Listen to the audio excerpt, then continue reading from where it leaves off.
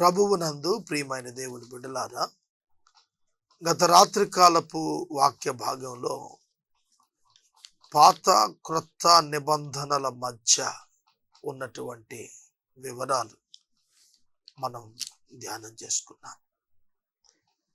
పాత నిబంధన గ్రంథం మరియు క్రొత్త నిబంధన గ్రంథం,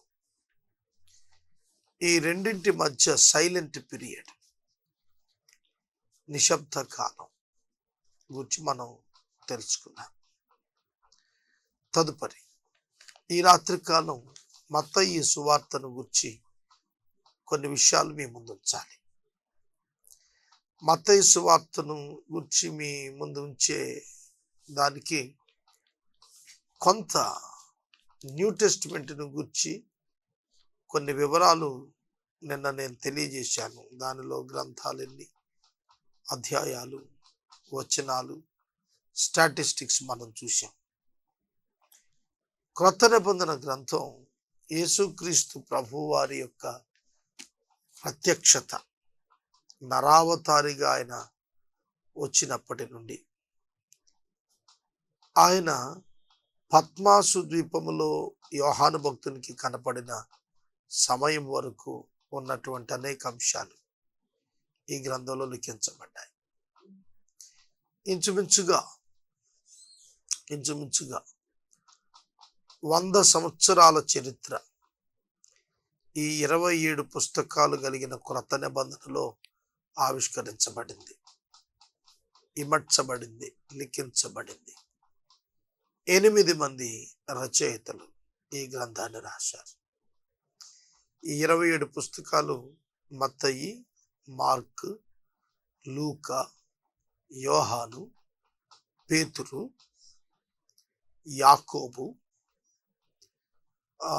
మరియు యాకోబుతో పాటుగా యూదా అనే 8 మంది ఈ పత్రికలను, ఈ గ్రంథాన్ని రాశారు. 100 సంవత్సరాల చరిత్ర ఇందులో కనిపిస్తుంది. పాత నిబంధన నుండి 25 అంశాలు, 25 కొటేషన్స్ ఉపయోగించబడి వ్రాయబడింది ఈ గ్రంథం. కనుక ఈ క్రొత్త నిబంధన గ్రంథంలో మనం చూస్తూ వచ్చినప్పుడు ప్రాముఖ్యంగా ఒక మత్తయి సువార్తలోనే 25 కొటేషన్స్ మనకు కనిపిస్తాయి. క్రొత్త నిబంధన గ్రంథం సువార్తలతో ప్రారంభం. 4 సువార్తలు, 4 కోణాలు, 4 దృక్పథాలు. మత్తయి, మార్కు, లూకా సమదృక్పథ సువార్తలు, సినాప్టిక్ గాస్పల్స్. యోహాను సువార్త కొంచెం భిన్నంగా ఉంటుంది వీటికి. ఈ మూడింటిలో లేని అనేక విషయాలు అందులో రాస్తూ వచ్చాడు యోహాను. మొట్టమొదట రచించినటువంటి సువార్త మార్కు సువార్తే. క్రానలాజికల్గా మనం చూస్తే మార్కే మొదట ఉండాల్సింది, కానీ మత్తయి ఉంచబడింది. యెహెజ్కేలు గ్రంథంలో సింహము, పక్షిరాజు, ఒక దూడ, ఒక మానవ ముఖం, ఈ 4 దేవుని ప్రత్యక్షతను వర్ణించడానికి వివరించినవి. సింహం రాజు, పక్షిరాజు దేవుని కుమారుడు, మానవ ముఖం మనిషి కుమారుడు, దూడ సేవకుడు. ఈ విధంలో క్రీస్తును ప్రొజెక్ట్ చేశారు. 4 సువార్థికులు కూడా యేసుక్రీస్తును ప్రొజెక్ట్ చేశారు. ఆయన జనన విధానం, ఆయన జీవితం, ఆయన సందేశాలు, ఆయన చేసిన అద్భుతాలు, ఆయన మరణంపై ఆయన అధికారం, పునరుత్థానం మరియు ఆయన ఆరోహణం, ఆయన రాకడకు సిద్ధపడి ఉండండి అని చెప్పే సందేశం వరకు ఈ యొక్క సువార్తల్లో కవర్ అయినట్లుగా మనం చూస్తాం. తదుపరి 4 సువార్తల తరువాత ఉన్నటువంటి అపోస్తుల కార్యముల గ్రంథం ఒక ముఖ్యమైనటువంటి గ్రంథం. ఇందులో వ్రాయబడిన 28 అధ్యాయాలు కూడా క్రీస్తు ప్రభువు చేసినటువంటి రక్షణ సువార్త కార్యక్రమానికి విశ్వవ్యాప్తంగా వ్యాపింప చేయటం కొరకు దేవుడు ఎన్నిక చేసుకున్నటువంటి శిష్యుల బృందం ఏ విధంగా వారు సంఘాన్ని వ్యాప్తి చేస్తూ వచ్చారు, సమాజంలో సువార్త ప్రకటిస్తూ వచ్చారు రాశాడు. యేసుక్రీస్తు ప్రభు వారి ఆరోహణం అనంతరం 10 దినాలు మేడగదిలో వారంతా ప్రార్థన చేశారు. 120 మంది అక్కడున్నారు శిష్యులతో కలిపి.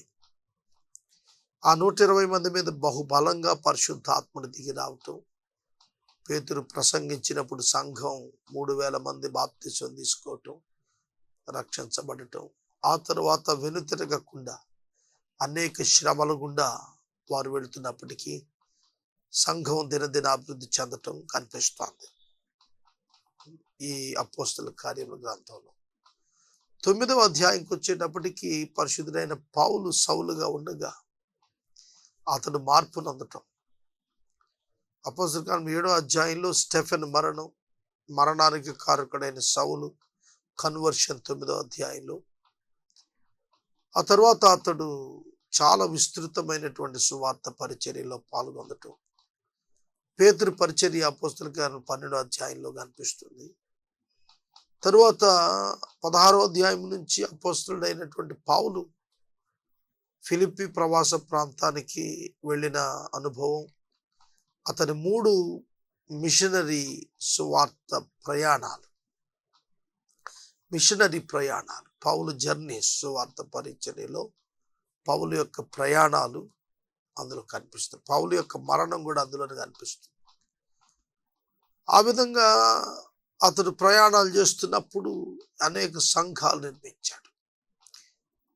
కొరింథీ సంఘం, రోమేలకు లేఖ రాశాడు. కానీ రోమేలకు రాసిన లేఖ అక్కడున్న అప్పటికే సంఘం రోమాలో ఏర్పరచబడింది. ఫీబే ద్వారా పంపించాడు ఆ లేఖ. అక్కుల పురుషులు అక్కడున్నారు, వారా సంఘాన్ని కట్టారు. కొరింథియన్స్కి 2 లేఖలు రాశాడు డిఫరెంట్ టైమ్స్లో. తర్వాత రోమన్స్కి రాశాడు. అతడు నిర్మించిన సంఘాల్లో ఫిలిప్పి సంఘం, ఫిలిప్పి పత్రిక మనం చదువుతాను చూశారు, అది ఫిలిప్పి సంఘం నిర్మించాడు. గలతీ సంఘం, అలాగే తెసలోనిక సంఘం, అకయలు సంఘం, అట్లా అనేక సంఘాలు, మెలితేలు సంఘం, అనేక సంఘాలు స్థాపించి వాటన్నింటికీ లేఖలు రాశాడు. 14 లేఖలు హెబ్రీ పత్రికతో కలుపుకొని 13 ఆథెంటిక్ గా పౌలు రాసినవని చెప్తాం. ఇవి పాలిన ఎపిస్టల్స్ అంటారు, పౌలు రాసిన పత్రిక. అయితే హెబ్రీ కూడా మనం చేరిస్తే 14 అవుతాయి హెబ్రీ పత్రికతో కూడా కలిపితే. మిగిలిన 7 జనరల్ ఎపిస్టల్స్. ఈ జనరల్ ఎపిస్టల్స్ లో యాకోబు, యూదా రాసిన వాటితో పాటుగా యోహాను 3 పత్రికలు రాశాడు. అలాగే పేతురు గారు 2 పత్రికలు రాశాడు. ఈ విధంగా ఆ 7 కూడా జనరల్ ఎపిస్టల్స్.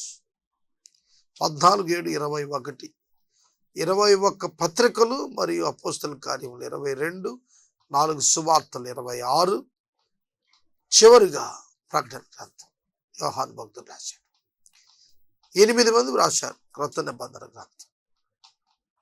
మత్తయి, మార్కు, లూకా, యోహాను, యాకోబు, యూదా అనేటువంటి వారు రాశారు. కనుక ఈ ప్రత్యేకమైన గ్రంథాన్ని మనం ధ్యానం చేస్తున్నప్పుడు యేసుక్రీస్తు ప్రభువారి యొక్క రక్షణ ఏర్పాటుతో ప్రారంభమై సంఘం పరిశుద్ధాత్మని యొక్క అద్భుతమైన కృప వలన శక్తి చేత సువార్తను అందుకొని మార్చబడి ప్రభు బిడ్డలుగా, పిల్లలుగా రూపాంతరం చెంది ఆయన సంఘాన్ని, ఆయన రాజ్యాన్ని లోకంలో వ్యాప్తి చేయటం అనేది ప్రధాన ఉద్దేశం. ఇక ముగింపు పుస్తకానికి వచ్చేటప్పటికి ప్రకటన గ్రంథం క్రీస్తు శకం 90 ప్రకటన గ్రంథం రాసింది. యేసుక్రీస్తు ప్రభు వారు క్రీస్తు పూర్వం 4-5 సంవత్సరాలు ఆయన జననం. అంటే ఇంచుమించుగా 100 సంవత్సరాల చరిత్ర ఇందులో కనిపిస్తే ప్రకటన గ్రంథం అద్భుతంగా ఏం తెలియజేస్తోందంటే, క్రీస్తు శకం నుండి అనగా పెంతెకొస్తు పండుగ దినం నుండి ఎఫెసు సంఘం ప్రారంభించి చివరి లవొదికయ సంఘం వరకు 7 సంఘాలు, ఆ సంఘ కాలం వర్ణించి 3 అధ్యాయాల్లో 4 అధ్యాయంలో ఆ తదుపరి సంఘం ఎత్తబడుటను గురించి రాస్తూ, సంఘం ఎత్తబడిన తర్వాత 7 సంవత్సరాల శ్రమల కాలంలో కృమ్మరించబడేటువంటి 7 తెగుళ్ళు, 7 పాత్రలు, 7 ముద్రలు ఇవి రాస్తూ క్రీస్తు వారి యొక్క రెండవ రాకడ గురించి తెలియజేశాడు.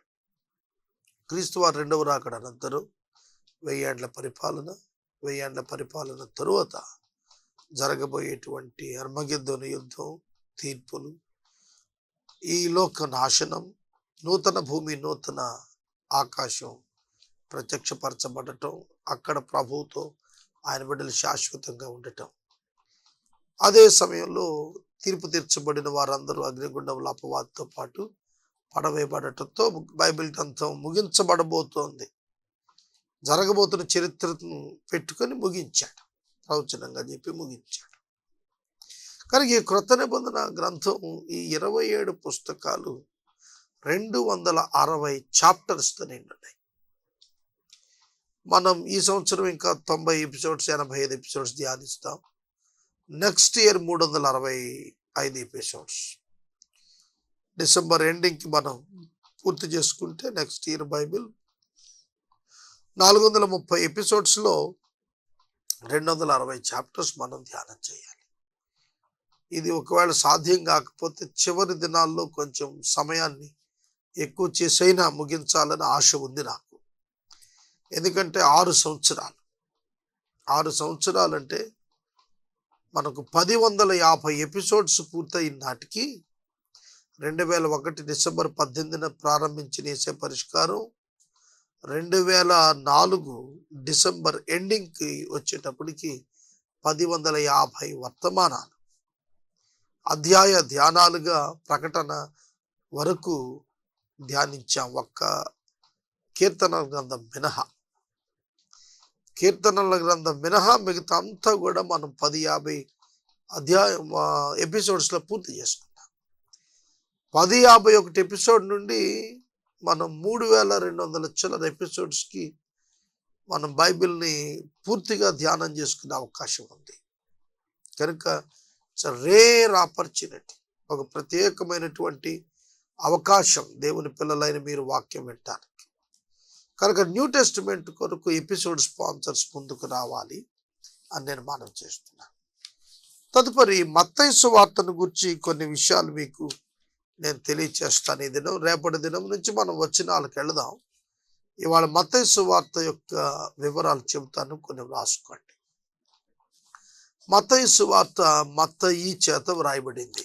మత్తయి లేవీయుడు, మత్తయి సుంకం వసూలు చేసేటువంటి వాడు. మత్తయి సువార్త 9వ అధ్యాయం 9వ వచనంలో సుంకం మెట్టు దగ్గర కూర్చున్నటువంటి లేవీయుడైన మత్తయిని ప్రభు తన వెంబడించమని పిలిచారు. పిలిచినప్పుడు ఆయన వెంబడించాడు. 12 మంది శిష్యుల్లో ఒకడు మత్తయి, అల్ఫయి కుమారుడు అని ఉంటుంది మత్తయి. యాకోబు సహోదరుడుగా కూడా మత్తయిని గురించి చెప్పారు. మత్తయి సువార్త క్రొత్త నిబంధన గ్రంథంలో మొదటి పుస్తకం, పరిశుద్ధ బైబిల్ గ్రంథంలో 40వ పుస్తకం. ఈ మత్తయి సువార్తలో 28 అధ్యాయాలు వ్రాయబడ్డాయి. 28 అధ్యాయాల్లోనూ 1071 వచనాలు, 1071 వచనాలు ఉన్నాయి. 23,684 పదాలు, ఆంగ్ల పదాలు, 23,684 పదాలు, 177 ప్రశ్నలు, 2 దివ్యమైన సందేశాలు. మత్తయి సువార్త 5వ అధ్యాయంలో కొండ మీద ప్రసంగం, మత్తయి సువార్త 24వ అధ్యాయంలో ఒలీవ కొండ మీద ప్రసంగం. ఈ 2 డిస్టింక్ట్ మెసేజెస్ ఫ్రమ్ గాడ్. 256 ప్రవచనాలు చెప్పబడ్డాయి. వాటిలో నెరవేరినవి 164, నెరవేరాల్సినవి 92. 256 ప్రవచనాల్లో 164 నెరవేరిపోయాయి. 92 ఇంకా నెరవేరాల్సినవి ఆ కాలానికి. 25 పాత నిబంధన కాలపు కొటేషన్స్ ఉటంకించటం జరిగింది. 47 కొత్త ప్రవచనాలు ఉన్నాయి ఇందులో, ఈ పుస్తకంలో. ఈ పుస్తకం క్రీస్తు శకం 60-65 మధ్య రాయబడినటువంటిదిగా భావిస్తారు.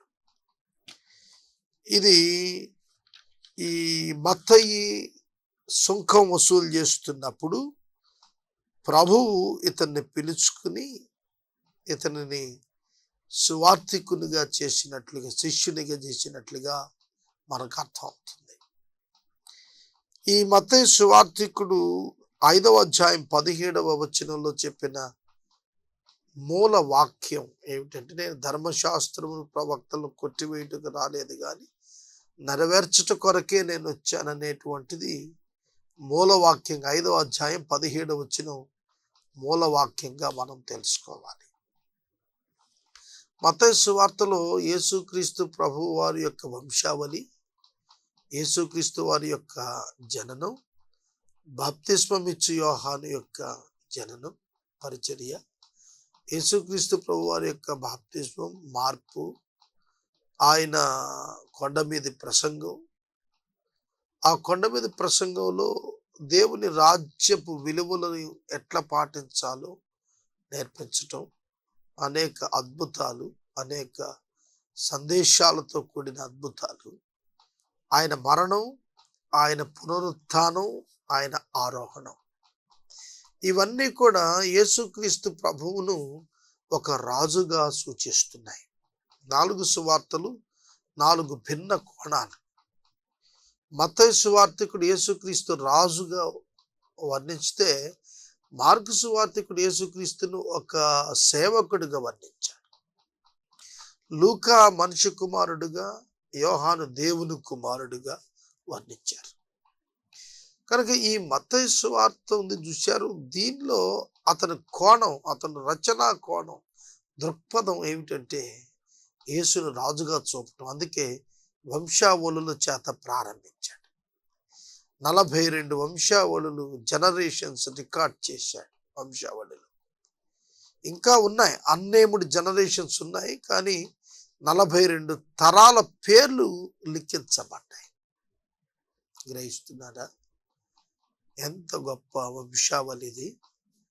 ఏ నరునికి ఇంత గొప్ప వంశావళి లేదు. నేను నా తండ్రి పేరు చెప్పగలుగుతాను, నా తాతగారి పేరు చెప్పగలుగుతాను, ఆయన తండ్రి పేరు కొంచెం చెప్పగలుగుతాను, 3వ తరం నా పైన. నా కుమారుడు నేను చెప్పటాన్ని బట్టి నా 5వ జనరేషన్గా కొంచెం ఇంకొంచెం చెప్తాడు. కానీ 42 జనరేషన్స్ నేమ్స్ తెలియచేయటం ఈ మత్తయి సువార్తలో చాలా అద్భుతమైనటువంటి విషయం. కనుక మత్తయి సువార్త ఒక రాజు, యేసు మరణాన్ని జయించిన రాజు, లోకమంతా ఆయన రాజ్యానికి రావాలనే దాంతో, అందులో భాగస్థులు కావాలి మీరనే దాంతో ముగుస్తుంది.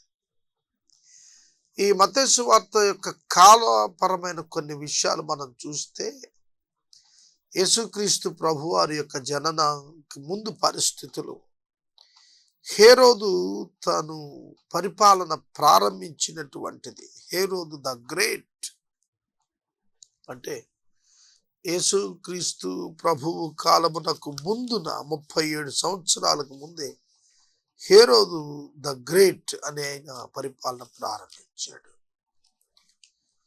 తదుపరి యేసుక్రీస్తు ప్రభు వారి జననం క్రీస్తు పూర్వం 5వ సంవత్సరం. ఆయన అక్కడ బెత్లెహేం నుండి హేరోదు చంపుతాడనే భయం చేత ఆయన యొక్క తల్లిదండ్రులుగా, ఆయన యొక్క తల్లి, ఆమె భర్త యోసేపు ఆయన ఐగుప్తుకు తీసుకుని పోవటం క్రీస్తు పూర్వం 4వ సంవత్సరం.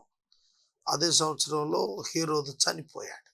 క్రీస్తు శకం 4లో, ఈ క్రీస్తు పూర్వం 4లో హేరోదు చనిపోయాడు. క్రీస్తు పూర్వం 3 సంవత్సరంలో నజరేతుకు ప్రభు తిరిగి వచ్చాడు. నజరేతుకు తిరిగి వచ్చాడు. ఆ తర్వాత ఆయన యూదయ రోమన్ యొక్క ప్రొవిన్స్ లో జాయిన్ అయింది. అంటే యూదయను ఆ రోమన్స్ ఆక్యుపై చేసింది క్రీస్తు శకం 6వ సంవత్సరం, ఏడీలో 6వ సంవత్సరంలో. తర్వాత యేసు ప్రభు వారు యెరూషలేము దేవాలయాన్ని దర్శించిన కాలం క్రీస్తు శకం 7వ సంవత్సరం. కైసరు చక్రవర్తి అవటం క్రీస్తు శకం 14. పొంతు పిలాతు గవర్నర్గా నియమించబడటం క్రీస్తు శకం 26. యేసు ప్రభు పరిచర్య ప్రారంభం క్రీస్తు శకం 26, 27. యేసుక్రీస్తు ప్రభు శిష్యులను పిలుచుకోవటం క్రీస్తు శకం 28. పరిచర్య 28, 29, 33 సంవత్సరాలు.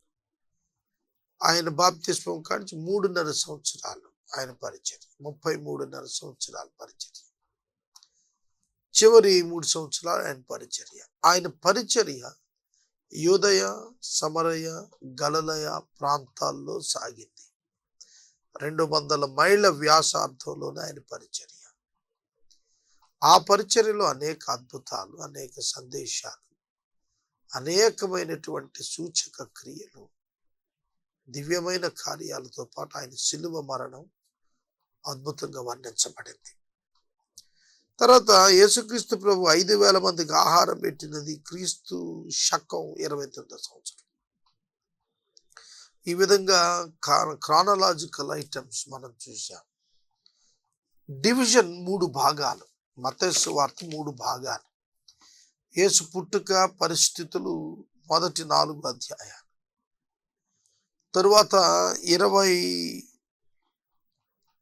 25వ అధ్యాయం వరకు ఆయన సందేశాలు, పరిచర్య, ఆయన అద్భుతాలు చేయటం, ఆయన ఆహారం పెట్టడం, అద్భుతములు పెర్ఫామ్ చేయటం, ఇవన్నీ కూడా రాశాడు.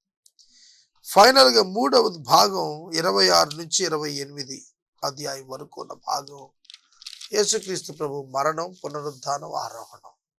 గ్రేట్ కమిషన్తో మత్తయి సువార్త 28వ అధ్యాయం ముగుస్తుంది. ఆయన ప్రామిసెస్తో ముగుస్తుంది.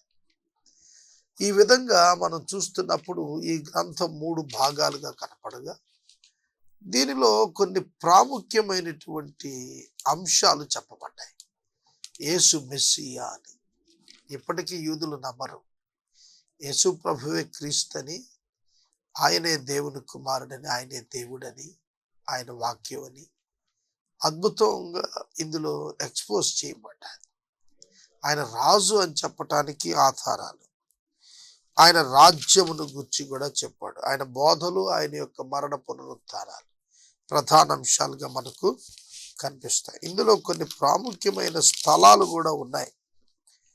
Key places in the book of Matthew: సీదోను, కపెర్నహూము, గెన్నెసరెతు, తర్వాత మగదాను, నజరేతు, గెదరా ప్రాంతం, గదరేనీలు ప్రాంతం, దెక్కపోలి ప్రాంతం, కొరాజీన, బెత్సయ, ఫిలిప్పి, సిరియా, యెరూషలేము, యెరికో, బేతని, బెత్లెహేం, యూదయ, ఈ ప్రాంతాలు, సమరయ, పెరియ, ఈ ప్రాంతాలన్నీ కూడా ముఖ్య స్థలాలు ఉన్నాయి. ఇందులో ముఖ్యమైన వ్యక్తులు యేసుక్రీస్తు ప్రభు, తల్లి మరియా, ఆమె భర్త యోసేపు, శిష్యులు, మగ్దలేన మరియా, మరియు పైలట్, పిలాతు, కైసర్, వీరంతా కూడా ముఖ్యమైన వ్యక్తులుగా మనకు కనిపిస్తారు. అలాగే ప్రధాన యాజకుడిగా ఉన్నటువంటి కైప, వీరంతా కూడా ప్రధాన వ్యక్తులుగా కనిపిస్తారు. రేపటి వాక్య ధ్యానంలో నుండి మనం మొదటి వచనం నుండి వంశావళులను మనం ధ్యానం చేస్తాం.